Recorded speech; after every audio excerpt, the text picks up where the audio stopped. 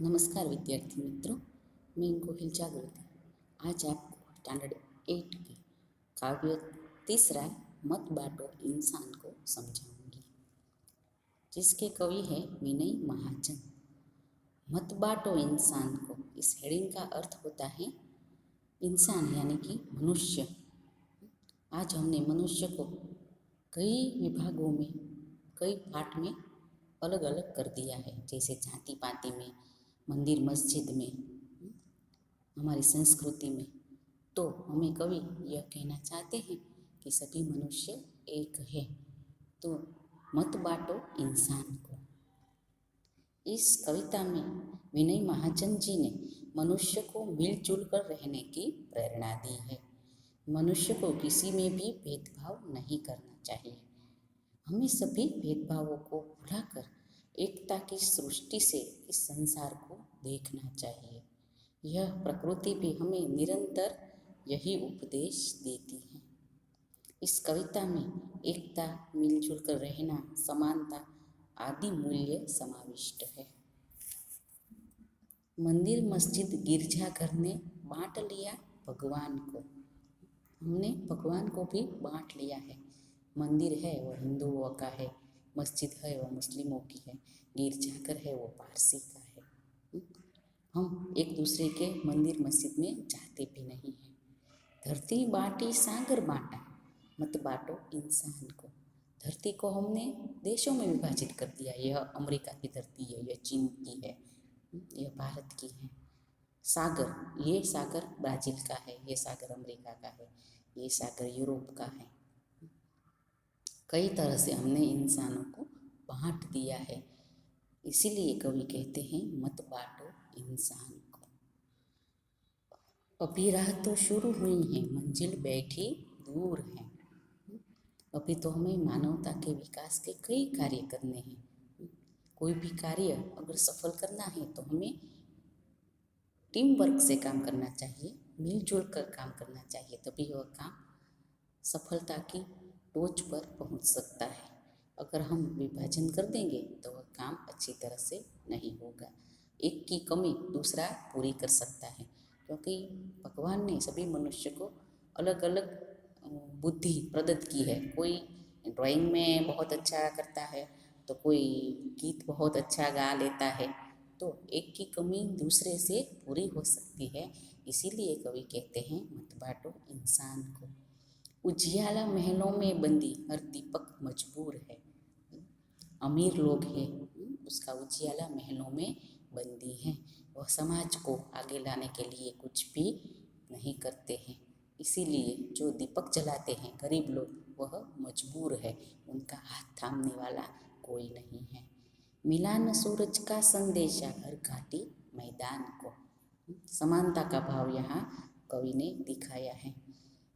सूरज का संदेशा तो सूरज की किरणें सभी ओर ऐसी ही फैलती हैं जैसे रोज़ फैलती है। वह किसी में भेदभाव नहीं करती।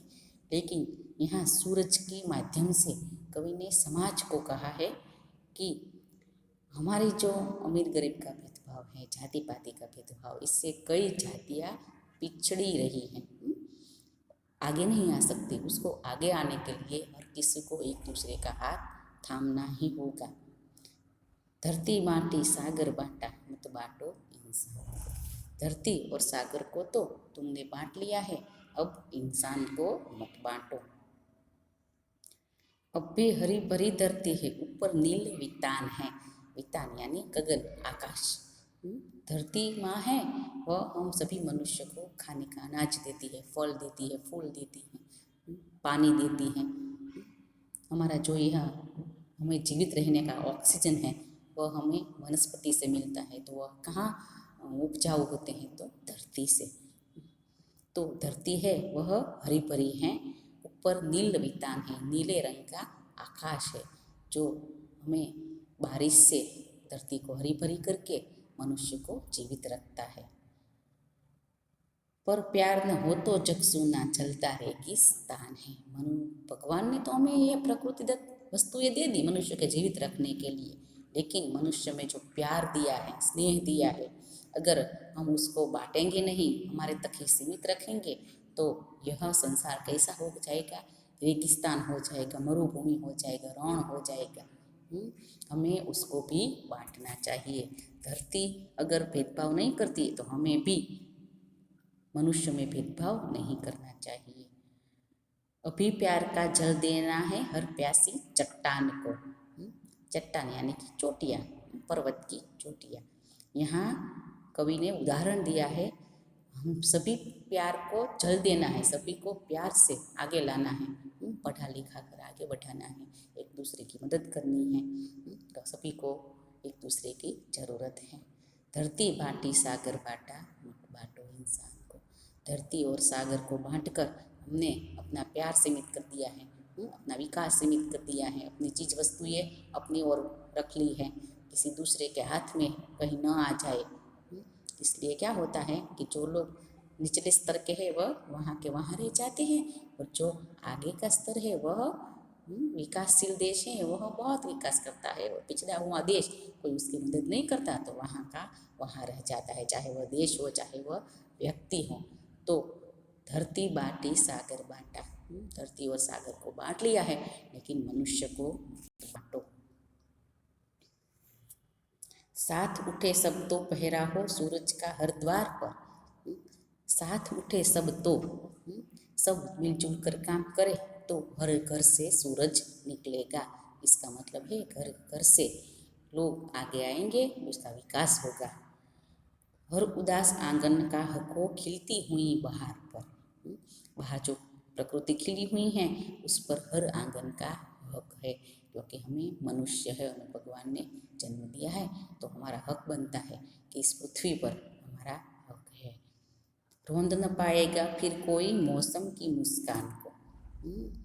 सभी समान होंगे तो एक दूसरे को कुचल कर आगे जाने की जो हमारी भावना है वह मिट जाएगी।